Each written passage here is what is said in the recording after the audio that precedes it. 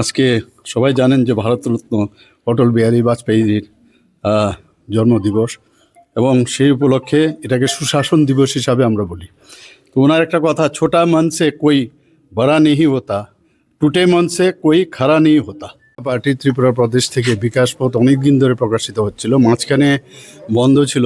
তার যে যিনি এটার দেখতেন, আমাদের সজল আচার্যজি, ওনাকে অনেকবার বললাম যে বিকাশ পথ মাঝখানে কেন বন্ধ হলো, এবং এতে করে আমরা ভারতীয় জনতা পার্টি সম্পর্কে আমরা জানতে পারি। আমাদের রাজ্যেরও ভারতীয় জনতা পার্টি আগে কি করেছে, এখন কি করছে, এই বিষয়ে আমরা জানতে পারি। শুধু আমরা না, সমস্ত কেন্দ্রীয় নেতৃত্বকে আমরা পাঠাই, প্লাস একদম নিচু স্তরে যারা আছে তাদের কাছেও পাঠাই। তো এটা বন্ধ ছিল, আবার সজলবাবুর হাত ধরে আবার নতুনভাবে এটা শুরু হলো। আমি এর যাত্রা আরও শুভ হোক, সে কামনা করছি।